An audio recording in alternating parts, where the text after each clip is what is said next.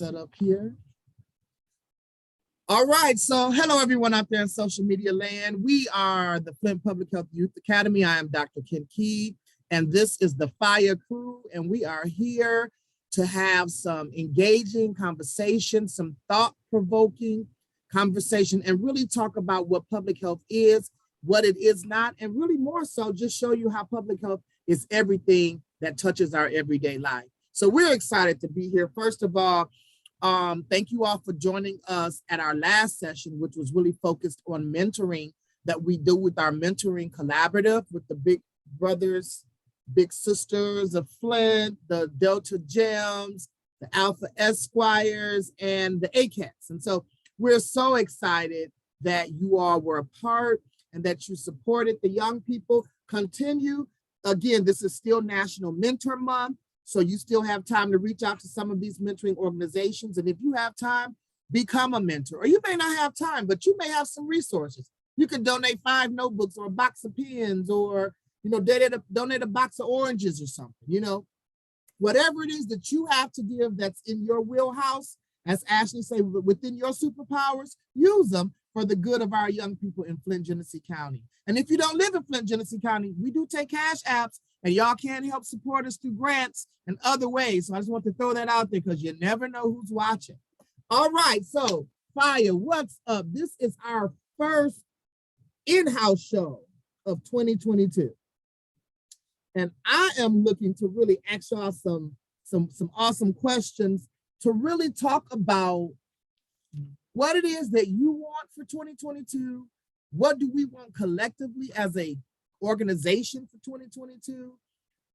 What are some of the most important lessons from 21 that we're going to take into 22? And then we're going to start really talking about some of these public health trends that we saw in 2021, with the violence and the school shootings. And, I'm a little older than y'all. So growing up, I watched Transformers, right? And so, they had all the different names of it. So, now we have the Omicron variant. I'm like, oh, where's Megatron? He's probably on his way too, right? So we're going to talk about some of these things that we're dealing with. We're going to talk about the consistent inequities and disparities as it relates to income, as it relates to housing, as it relates to education and employment. It's so many things for us to tackle. We won't get it all done in this show, but we got a whole year's worth of programming. And those of you all in the listening audience, if there is a topic related to community health, public health, environmental health, whatever it is that you may want us to explore, make sure you drop that in the comments and we will consider that. And maybe even consider bringing in some experts around that, even if it's not something that we have the expertise in. So again, we want this show to be more interactive in 22. We want to make sure that we are continuing to touch the topics that are meaningful and the topics that relate to your everyday life. So again, just for the audience, Dr. Kent Key, I'm the founder and director of Fire. You introduce yourself, everybody, for the audience. Okay. Hello, everyone. My name's, Go ahead. No, it's fine. Go ahead. My bad. Hello, everyone. My name's Tomas Theo, proud Fire intern here. And Kayla, I'm about to steal your line, but I go to the illustrious Genesee Early College, so I'm here to represent today. Thank you. Okay, so hi, hello, my name is Amir Ellison Brown. I am a junior at U of Flint, 21 years old, and I'm a Fire intern, been here for 3 years. So nice to be back. Pass on the floor. Oh, go ahead. I'm Chris Duhart, a senior English major at Morehouse College, and I've been a Fire intern for about 3 years as well. Hello, everyone. My name is Kayla Shannon. I am a 20-year-old sophomore at the actual illustrious Spelman College in Atlanta, Georgia, studying political science, minor in philosophy, and I do work locally in the city of Flint. And here I am a Fire intern. I have been for about 2 years. Well, I guess that leaves me. My name is Everett Graham. I am 16 years old, and I attend Southwestern Classical Academy here in Flint, Michigan. I am a junior. And I apologize for the lack of visual. Hi, I'm Jasmine. I am a mentor for FIA. I'm also an epidemiologist and a yoga teacher. And I'm Reverend Dr. Sarah Bailey, and I am an administrator and the consultant for FIA, and I've been with FIA since way before there was FIA, and watched a lot of these young people come, and I'm just so delighted and proud of all of them, including Dr. Key. He's still a young person to me. And so Dr. Key is right there in the black with the glasses on with the bun. That's just like flawless right there. He is Dr. Ken Key. He is part and faculty at Michigan State University College of Human Medicine, and he is a public health professional and a health disparities researcher. This Ken Key, I'm FIA all the way. So I have these multiple personalities because I got so many jobs I got to juggle. So we're gonna make it happen. Kiara, we're just saying hello and introducing ourselves to our studio audience before we get into some FIA related conversation. So you don't have to worry about what we're talking about today. Go ahead and introduce yourself, Kiara. So I am Kiara Wallace. I am a Flint native. I am a paralegal at the National Treasury Employees Union, and I attend U of M Cary for law school. And I am one of the FIA mentors. So listen, audience, every face you see on here is connected from the greater Flint area, whether they're here right now or whether they're leaving to go somewhere else for a season and hopefully will come back. Bottom line is this is what Flint can produce. Rock stars, right? In our own right. Just so you know, in the studio audience, FIA, this is just the interns that does the shows, and those that have followed us know that we invite other youth groups and other groups to come and be on part of the show. But it's more to FIA than just these young people. FIA touches several youth programs throughout the greater Flint and Genesee County area. We partner with the schools, we partner with Youth Quest, we partner with Wild Youth Ambassadors, we partner, help me out, Dr. Bailey, who am I missing? We partner with Flint The mentors. Flint mentors. Collaborative mentors, right, which is the Delta Gems, the ACATs, the Alpha Esquires, right? Big Brothers, Big Sisters. We provide programming and Mock College. Collaboration, and Mock College. We're in collaboration, and we touch thousands of young people every year with our programming, whether it's on this show, whether we do summer camps with them, whether we do research intensives with them like we did with WOW, whether we're doing what's some photo voice projects like we've done with Youth Quest and other things. And so what you see here are the young people who run FIA. The interns run the programming, and 9 times out of 10, these will be the persons who co-facilitate when we're actually engaging the other youth groups. So they co-teach, they co-facilitate, they run the show. And so we're so excited. And we believe in leveled, you know how they say level up? Level up, right? We believe in level mentoring. We have layers of mentoring on us so that we're always covered. And so we have mentors that mentor, and our mentors have mentors, and our mentors' mentors have mentors. And then at the same time, we're still mentoring new folk. So we believe that's the village concept. That's the Sankofa, right? And so that's the, you know, as you're moving forward, what's the bird? The Sankofa bird. That's as we're moving forward, we're still reaching back and giving to those that are coming behind us, right? While we're still taking them, because you know that bird is still carrying the egg as they go, right? So that's the beauty of it all. And so we have really adopted this model. If you have some young people who are interested in being a part of FIA and FIA activities, make sure you send us an email at FIA, FPHYA810 @gmail.com, or look myself up on Google, Dr. Ken Key, or go to our YouTube. You can leave a comment there, leave a message on our Facebook page. We will definitely respond to you and do that, because we're about to start taking some new interns and bringing some other faces into the internship, if you will. So again, I'm excited. I'm excited about 2022. How many of y'all just grateful to be here, like in 2022? Because 2021 was kind of rocky. And 2020 was kind of devastating. You know, and so I want to just kind of start off by asking you guys just some personal stuff. Then we'll get into like some fire related stuff. So just as an individual, not so much as the intern, not the great illustrious Kayla, just the Kayla, right? What is your resolution or your goal for 2022? I'll go first because I'm a planner. Anybody who knows me knows that I stay with a pen, I stay with a journal, I stay with my planner, and I'm serious about it. And so I've already mapped all of this out. But one of my major like focuses for the year of 2022 is to move with purpose and intention, but also with authenticity. I feel like oftentimes when I step into spaces, I feel the need to, show up as perfect as possible. And sometimes that means not showing up completely as myself. And so my major focus of this year is moving honestly and showing up as myself, whatever that may mean, being honest with people about my capacity and my feelings, and not feeling the need to just bear things on my own. Awesome. Who else would like to share kind of what your resolution or your goal is for?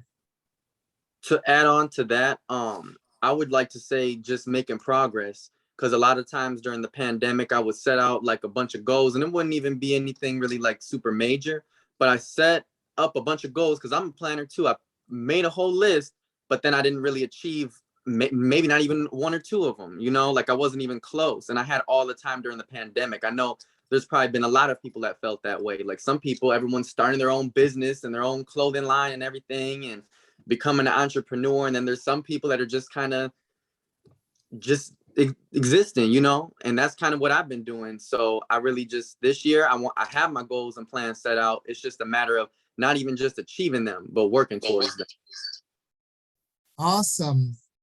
Who else would like to share? Yeah, you want to go first? Tomas, yeah, I'll go. Tomas really hit it on the nail for me, just because I kind of sat back and watched through the pandemic.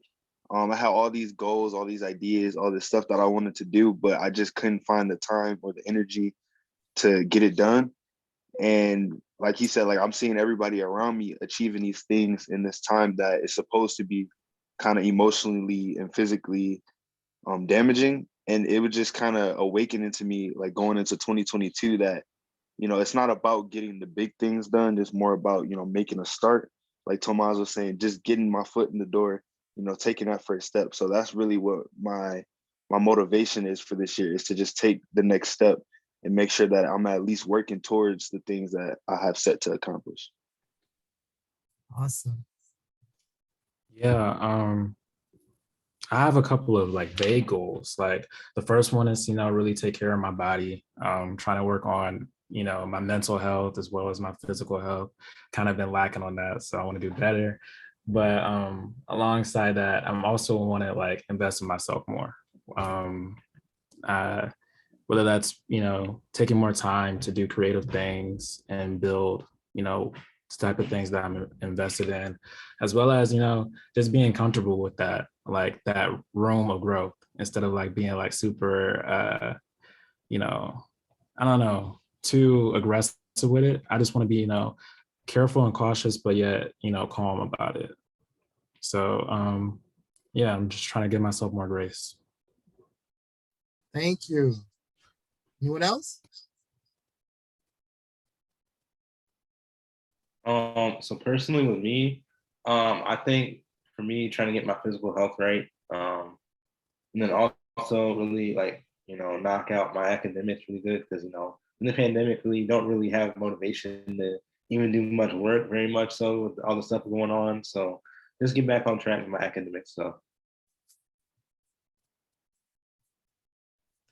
I'll add, I really like that Cruz said he's given himself grace. Like that whole self-compassion piece is huge. And I gave up trying to be perfect a long time ago. But I think adding on that like grace and self-compassion is something I want to be more intentional about this year. And also just like aligning some of the things that I care about with some of the actions or more of my actions. For example, is that okay? It's me. Oh, I'm like, is that me? It was a paper that was falling. I was trying to slide it to the side so no one would notice it, but you paused. So go ahead. Sorry about that. But aligning like values with actions, especially when it comes to like being environmentally conscious, Yeah. and especially like with consumerism, just not necessarily buying stuff off Amazon all the time, and then also being more mindful of like what types of businesses I'm spending my money at, and then just similar to, I think it was just Amir that was talking about physical activity, just making sure I'm moving my body every day and being like present in my body. And obviously yoga is helping with that. And then being like consistent with AM and PM routines. Anyone else? I think I'm the only person left. I'll just say doing better than I did last year. And I think that incorporates everything that everybody else has already said. You have some, you set goals, which are very important. And Kayla was talking about, she writes her down. Most successful people do. And that's the first thing. But when you can't check something off, or if it rolls over into the next week, you worry about it, and you think about it when you sleep and all of that, those things that you don't check off the list. And so I don't even know what year 2022, 2021 and 2020 and 2019 were all hard years. And, we've all progressed in our different industries and in school, academic, career-wise. And so as long as you're still moving forward, or learning a lesson, because sometimes taking a step back to redo a step is beneficial as well. So long as you are, in the grand scheme of things, making progress towards your goals and what you want to do and be, then that's good enough. And good enough is okay too. You don't always have to excel. Yeah, I've decided this year that I'm just going to celebrate small victories. And that's how I'm going to keep myself. We lost you. A lot of times what happens is that we get so busy trying to get the big thing that we forget to celebrate the small things that keep us motivated towards moving towards bigger things. Yeah. And so I've just decided I'm gonna just have my little small celebrations, and I don't need to celebrate with everybody. I can just celebrate with me sometimes, because sometimes other folk ain't as happy for me as I think that they should be. So I'm gonna do the celebrating because I know what I need. So that's been my only thing that I've made a commitment to this year. That's wisdom there, because oftentimes we want other people to be excited about our victories the way we're excited. And when they're not, when they don't bring that same energy, it bothers us. And so I love that. I think for me, as I'm going into 2022, the first thing I said was I'm not making resolutions. I'm going to just be, right? And I tell people all the time, we are so caught up in doing, and I am too. I mean, I get it. If you're in a professional landscape, you got to produce, you got to create, you got to have outcomes, right? And so we do so much. We do in the morning, we do in the afternoon, we do in the evening, we do in our sleep. We're thinking about what we got to do the next day. We're so caught up in doing that we forget to just be. And I said this on our last thing, we're called human beings, not human doers. And if we can learn to just be in that moment, even if it's every 3 hours, take 10 minutes out just to be, right? I think that would help us to not only channel the energy that we need, but it almost helps us to reboot, So I'm gonna just be. I'm gonna just be great. I'm gonna just be awesome. I'm gonna just be dynamic, right? I'm gonna just be a superstar in my own head. I'm going to just be, and whatever that manifests in, that's what it's gonna be. The other thing I'm reminded of what my grandmother used to say. I remember when I came home from I went to pre-K. I remember when I came home from pre-K, before kindergarten, and I had a gold star on my head. And my mom owned a beauty salon, so I was always with my grandmother all day. And so when I came into the house, I had this gold star. And Granny said, wait, back then, y'all, they gave us stickers. I know y'all technological. Back then, you got a smiley face, or they give you a sticker. And if they gave you a sentence Okay, sticker, we had stickers too. I'm just saying, because y'all look at me like a star, really, Dr. King? Anyway, so I come into the kitchen and I'm so excited, right? And she says, so, how did you get a star? I said, Granny, I learned the golden rule. So she sit down at the kitchen. You know how grandmothers do this. She's drinking her coffee. She look over her glass. She said, okay, baby, well, tell me what the golden rule is.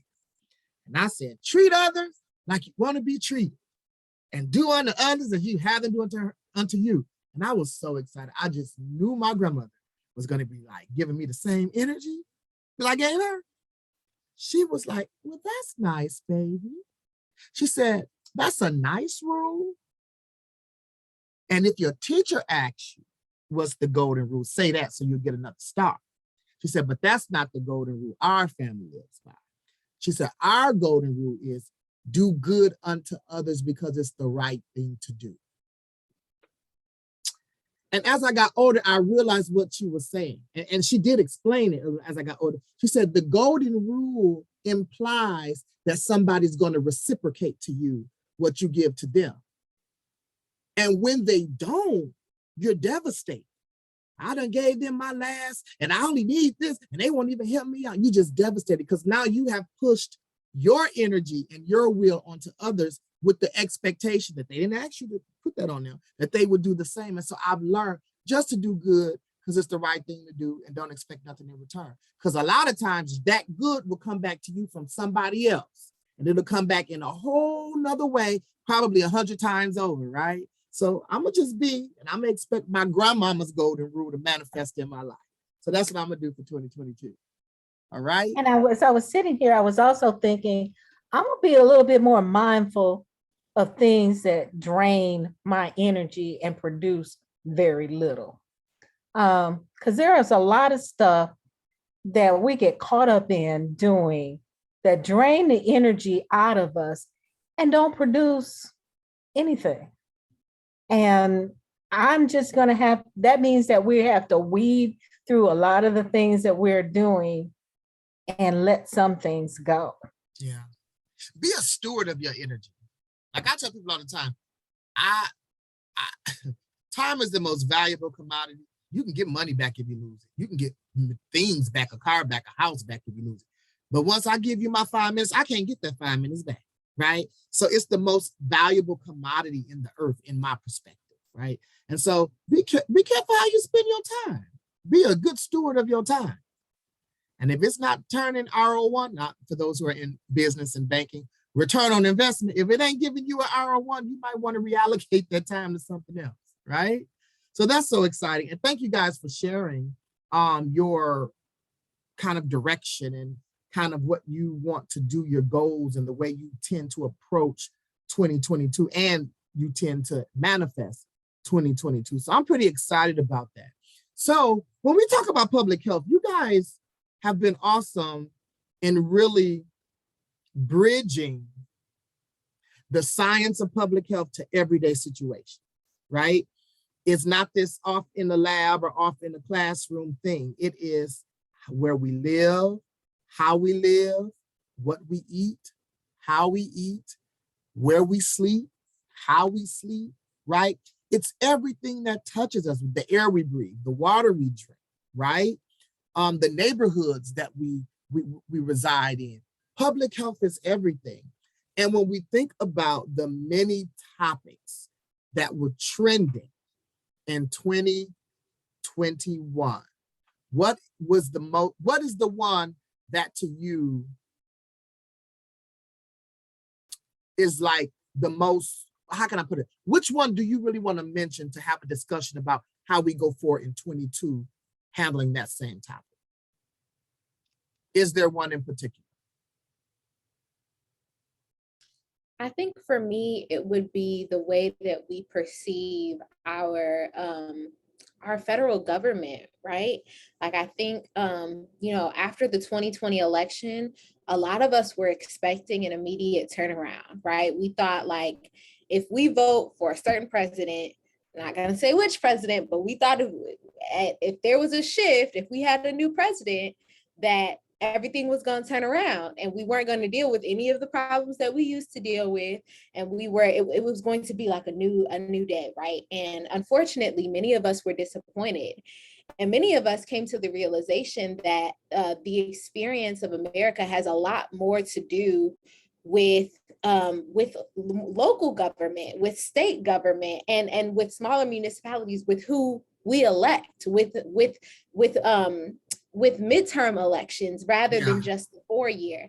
And so I just hope that in going forward, in light of that like realization, that we will be more intentional about being active members of the American constituency. I feel like people really think like my job is to show up every 4 years, and change will not happen that way. And it's a beautiful thing to show up every 4 years. I'm not saying don't. Please continue to show up to vote for presidential elections because those are important.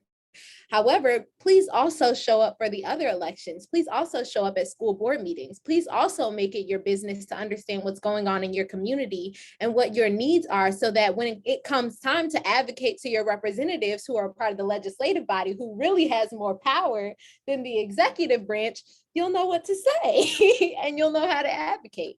And so I hope that going forward, we will be more intentional about educating ourselves about what's going on, because democracy runs on the people. It does not run on the president. Like we are the ones who are supposed to hold our government accountable for their actions. And we can't do that if we're ignorant or if we're too busy arguing with one another to really pay attention to what's going on. I can't stop smiling. Kayla is like, I'm so proud that you're a part of FIRE. Like that response, because the connection to public health is this. When we talk about elections, when we talk about policy, right? When we talk about the way to impact the things that control how finances are spent, all of these things are connected to inequities and disparities across race, across gender, across social class and economics. It also is across health and so many other disparities and inequities that we see. But here's the catcher.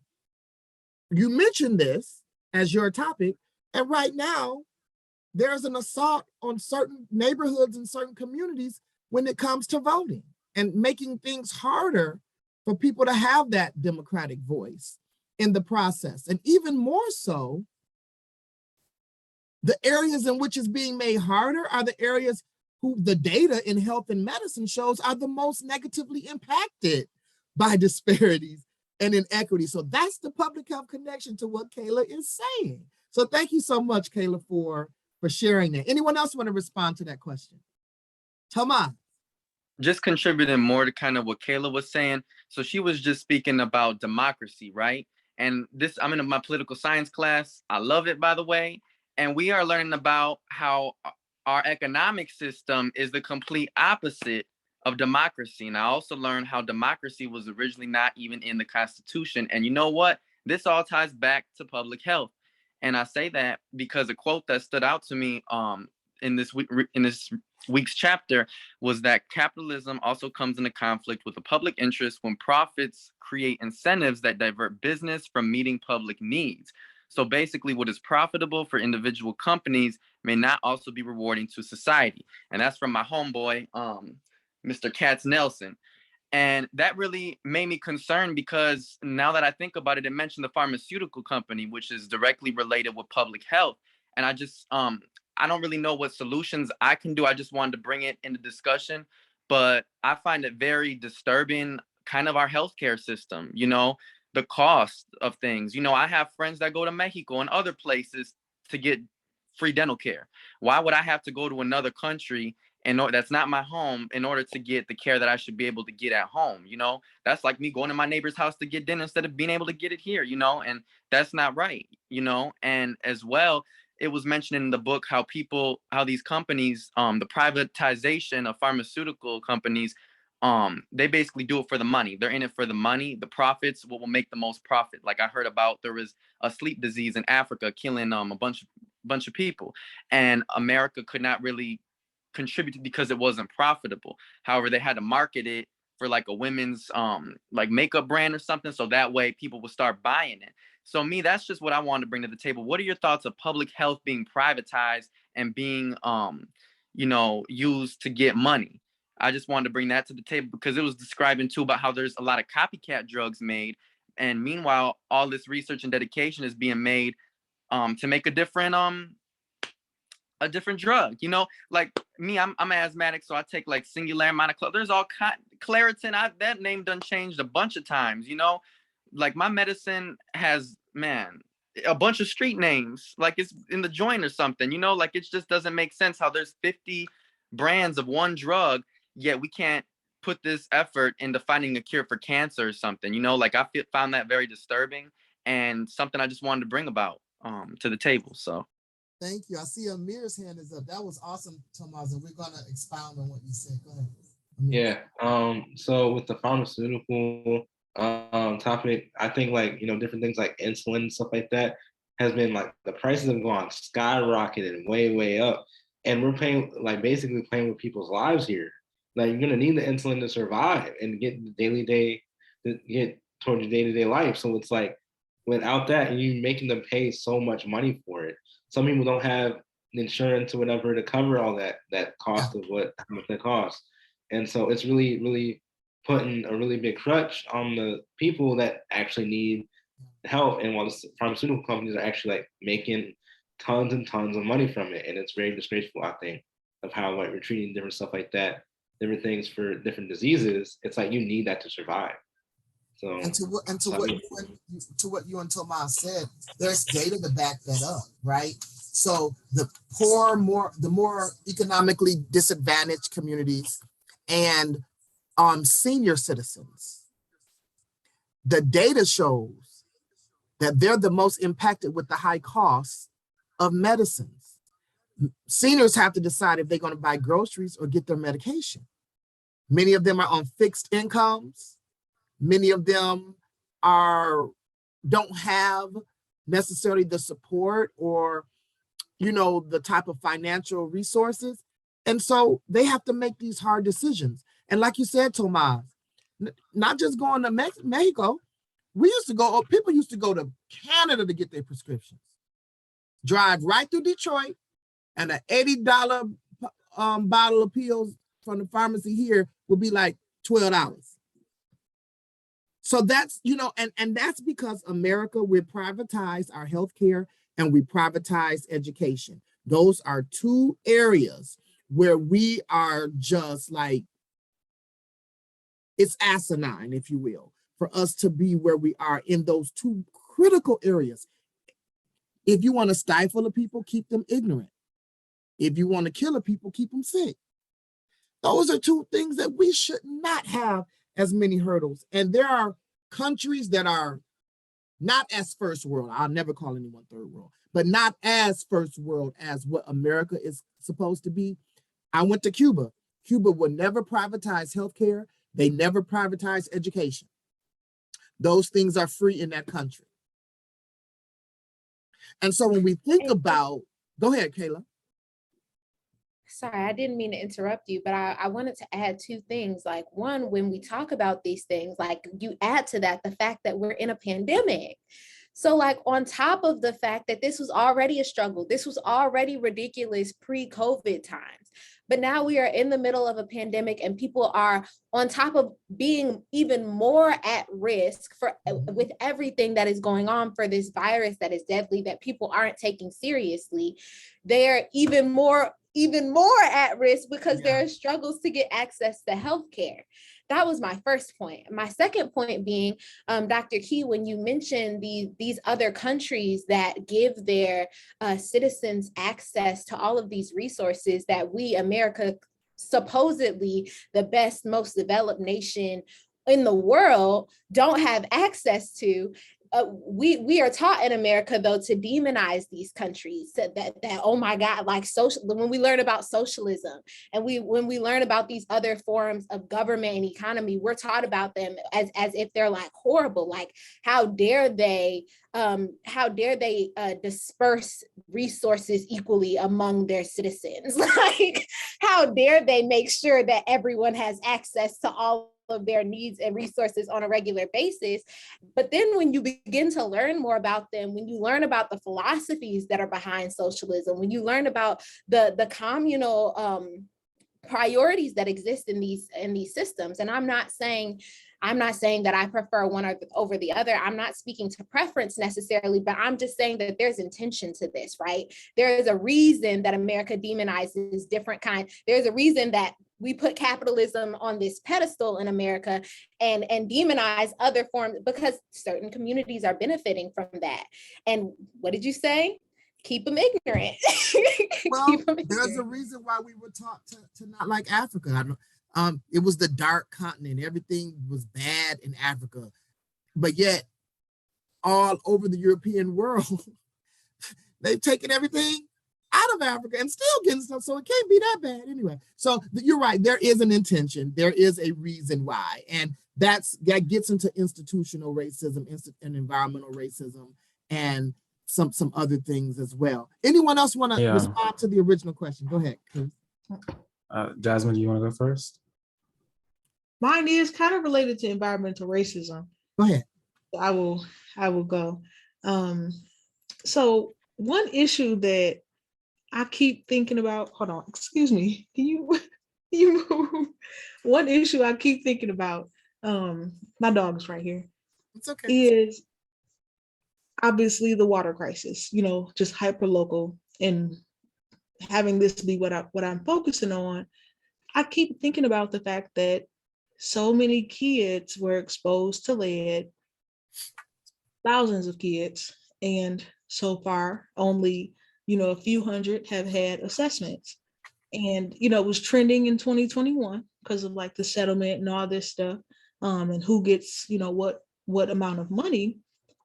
But I'm like, what about the fact that there's so many kids who have just not had any type of assessment support, IEPs, anything to help their neurodevelopment, and we're 7+ years in to this crisis, So that's a topic that keeps coming to mind, and I think about, like what solutions exist, because one of the questions was how do we move forward? Like, I wonder if there's a way to pay parents to, because if you want to get a long assessment, it's like 8 hours. If you're going to get a full, like, in-depth assessment where kids know how they learn, how they're developing, what adaptive behaviors such as tying their shoes and things like that, they're at their age, like, pay parents to take time off work to go get their kids assessed, or like, what I'm interested in figuring out, like, what strategies exist in a kind of hyper local way to help impact kids that are exposed to the water crisis, specifically in terms of their neurodevelopment. Of course, being a neuropsychiatric epi, that's like exactly what I focus on, but it's totally something I've been thinking about. Yeah. And then the second one, the second thing I've been thinking about is, obviously with the pandemic, there's a lot of political stuff and stuff about the vaccine, but we also have the piece around mental health and how this is like a long-term trauma for everyone, and especially people in the United States as we deal with these outrageous, case and death rates, things like that. And I think about, how do we bounce back from this? How do we make sure those who are, teachers, those who are healthcare workers, those who are parents, like, their mental health is properly supported, and they have access to therapy and preventative population mental health type resources. Yeah, so these are just things I've been thinking about. Yeah, mine was kind of connected in the same way. One of the things that first came to my mind is racism in general and how there's been so many different perspectives of it recently. So there's so many ideas about what being a racist is, or ideas about, well, an institution is supposed to do this for different people. And, that's been really concerning lately.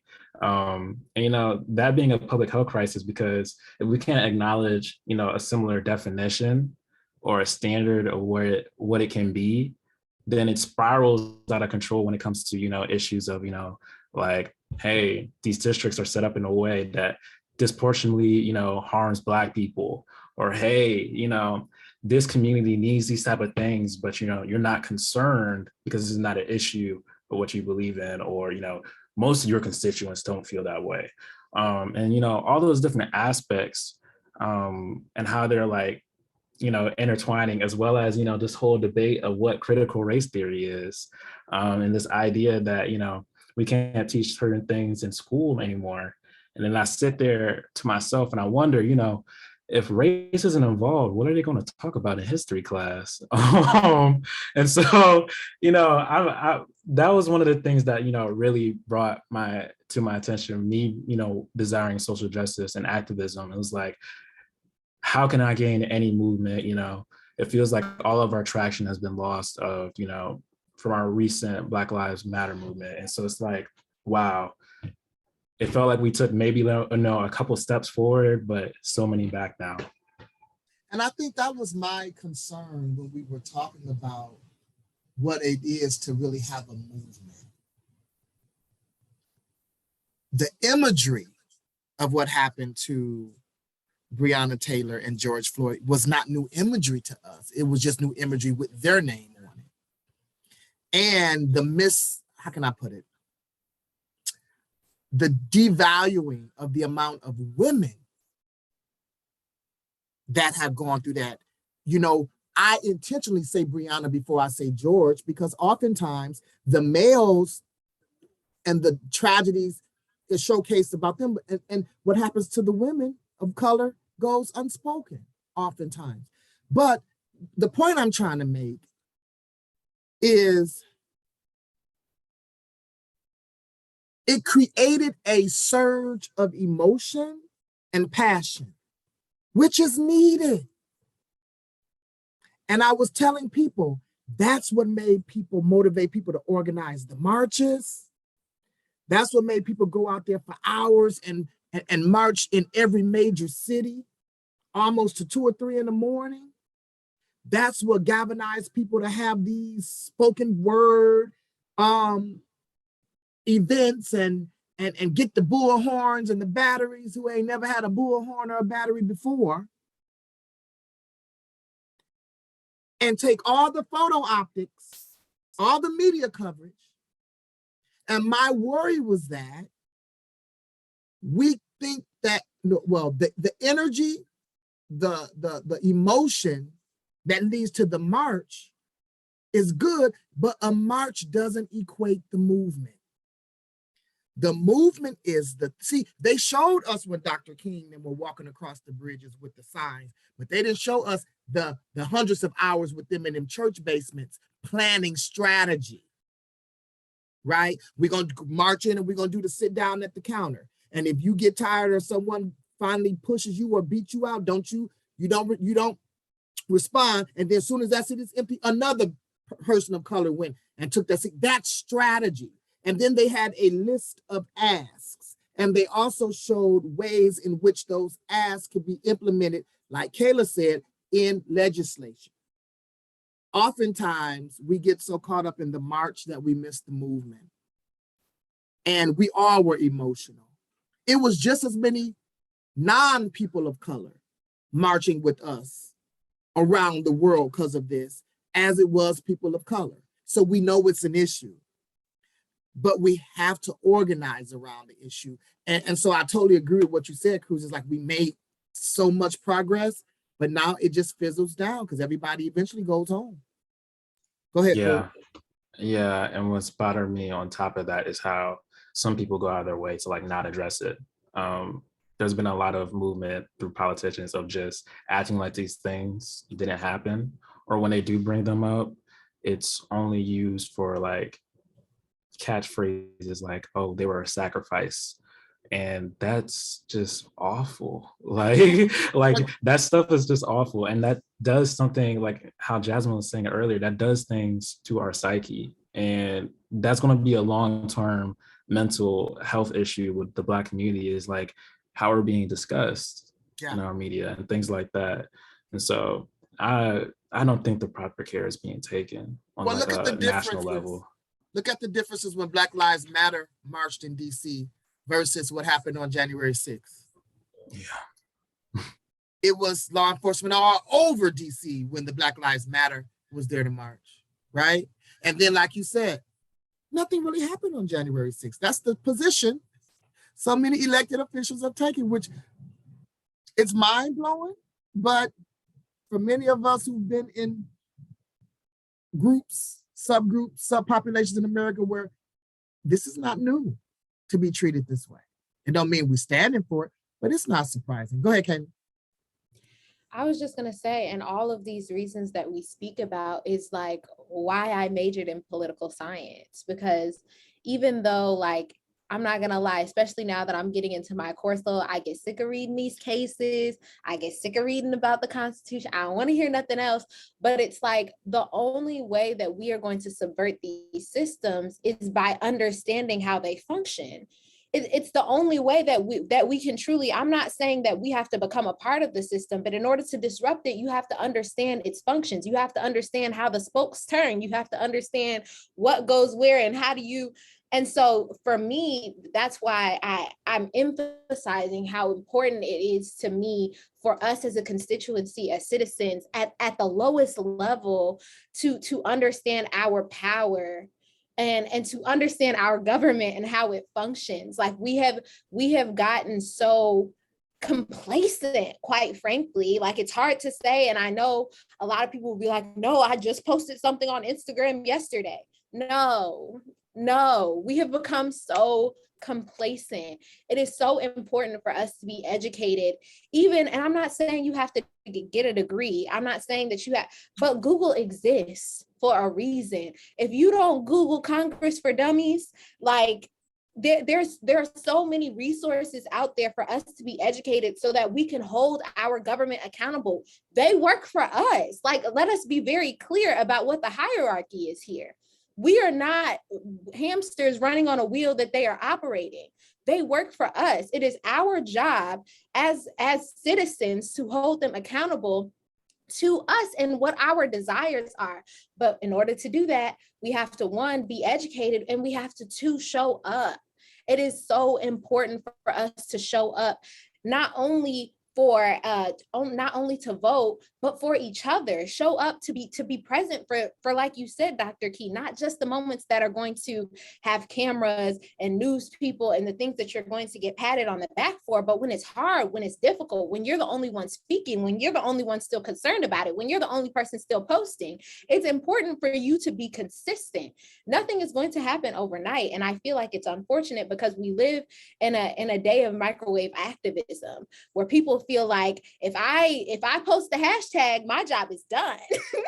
My job is done. I don't got nothing else to do. And I just want the fire. I feel like people have gotten so comfortable because they feel like we're not at risk anymore. And that is what they want. That is what they desire, for you to feel comfortable so that they can continue to sweep things under the rug and pass policy that is literally tearing our electorate apart. Like they are literally by the thousands removing people from our electorate with policies that most citizens are not even aware of. Like, come on. Please, please, just Google it, please. That's a t-shirt hashtag. Just Google it, please. That's a t-shirt for you. Go ahead. We're gonna pay these college bills and stuff.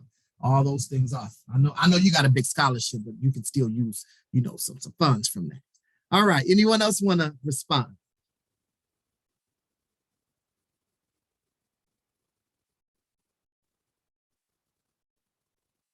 Hearing none.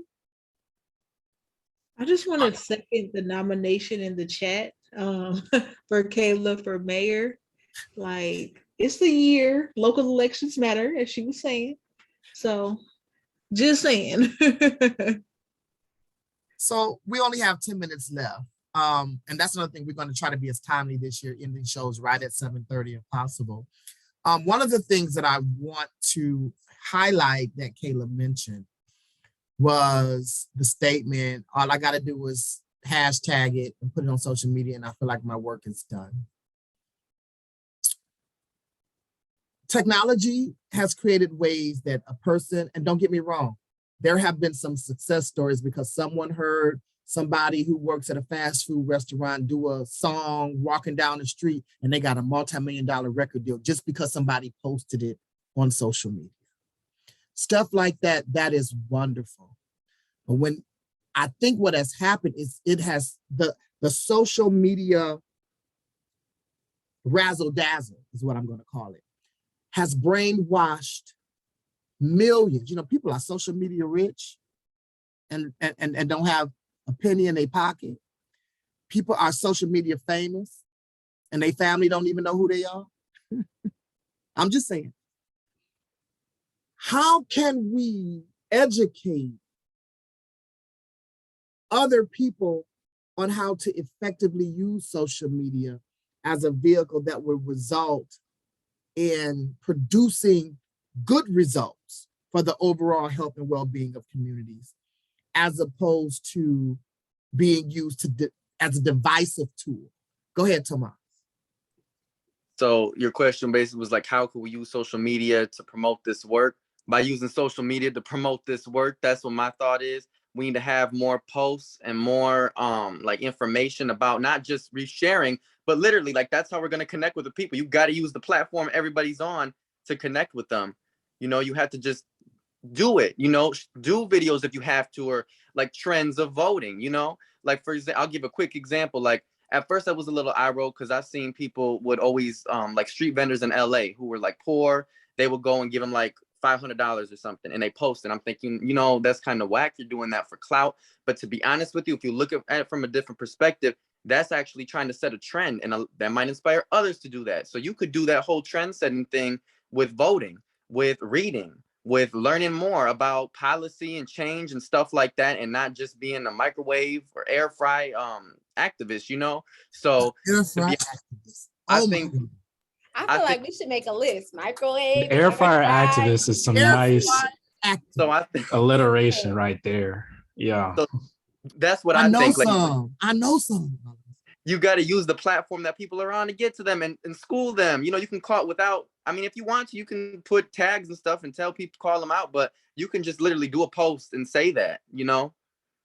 So that's what I think. Thank you, Tomas. And Everett asked to go after Tomas. Go ahead, Everett. Yeah, it's kind of hard to follow that up. Air fry activist that's probably one of the funniest things I've heard in a minute, but it's truth to it, and it's weird growing up in this time just because when I was younger, a lot of people kind of talked bad on social media and said how it wasn't a good place for activism or wasn't a good spot because, like Tomas said, some people would use it in a way for where they were kind of receiving more clout from it than they were actually doing good in the world. But just like you said again, even in doing that, they are creating good trends, good habits for people. And I love that with like the rise of like TikTok in America, like people are going viral on TikTok for everyday things. And there's not always bad things that come out of it. Although most of it is laughing and joking, there are some like good things that impact the world that are coming out of this. Like I can't even count on my fingers the amount of times that I've like learned something or become aware on the situation just because of someone on TikTok going viral talking about it. You got people like Dr. Key said going viral for rapping, but you also got people out here rapping about social and like injustice in America that's going viral, like millions of people seeing it. So although it does have its faults, I think like Tomas said, just producing more and more and more is going like in the end outweigh a lot of the bad stuff. So Tomas, the tool is the social media. I mean, and Everett, it's just a tool. It's how it's used, right? The tool itself doesn't do the damage. It's how it's used. And I'm laughing, Everett, when you said that, because I talked to a lot of friends in ministry that used to, if you're on Facebook, Facebook is from the devil. And you know, you don't do nothing. Then all of a sudden, everybody in ministry had to go to Facebook. I'm like, you remember that sermon you preached, boss? Anyway, I'm sorry, I just have to throw that out there for laughter. Kiara, I saw you come on camera. You have something to say, lady? I'll be quick, since we get ready to be done. But here's an example. Somebody DM'd me, asked me to go on a date. I said, no, I'm sick. I can't consume alcohol or anything like that for a time being. Now, it was an excuse, but that's beside the point. I can't drink alcohol right now. Now, later on, that same person saw me post 2 drinks on Instagram, right? The same day? It was a different day, but it doesn't matter. Okay. And, you know, I was commenting on the cups of the drinks. And that person DM'd me and said, I thought you said you couldn't drink.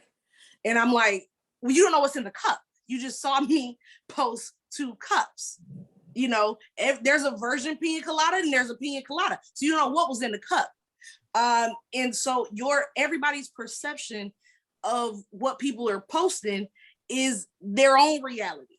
And so I think Tomas and I were having a meeting earlier when I said I gave up on these long posts and tagging all of these articles on social media because nobody's listening to me. So just like, you know, the students were saying earlier, you have to engage with people the way that they are. So a short TikTok with some factual information that's what you go repeat. People repeat what they see, whether it's accurate or not. And the reason why social media has such a bad connotation to it is because there's so many dumb people with a platform. The only downside of social media is that it gave everybody the ability to say what's on their mind, and everybody shouldn't have the ability to say what's on their mind. And unfortunately, the people who should say what's on their mind, practicing doctors, lawyers, politicians, and people who are experts in these areas are too busy, too uninterested, too overwhelmed, or don't want to be on social media for all of those bad reasons. But if we had more people who should be speaking their mind with these platforms, then we can outweigh the flood of dumbness. You know, I don't have a politically correct way of saying it. Too many dumb people have a platform. And sometimes That's it's funny another when you see t-shirt. somebody, huh? That's another t-shirt. Y'all, we selling right. t-shirts today. Yeah. We selling t-shirts out of fire today. Right. And it's funny when you see somebody skateboard over something stupid and fall, but it's concerning when you see somebody pull the little piece of wire out of a mask and say, here go to 5G right here. That person didn't need a platform.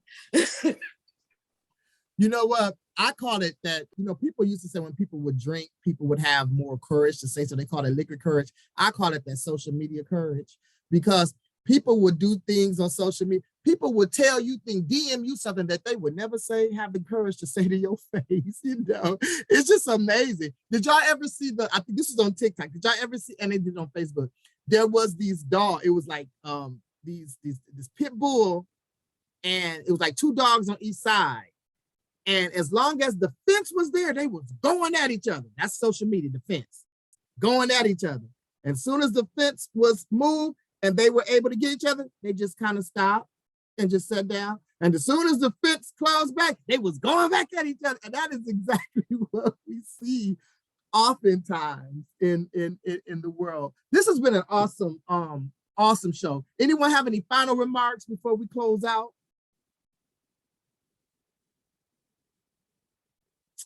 All right. Well, thank you, everyone out in social. Did you have something, Tomas? I saw you come on. Okay. Thank you, everybody out there in social media land, for joining and tuning in to another episode of A Youth Perspective. I am Dr. Ken Key. We are the Flint Public Health Youth Academy. We're here every other Friday at 6:30.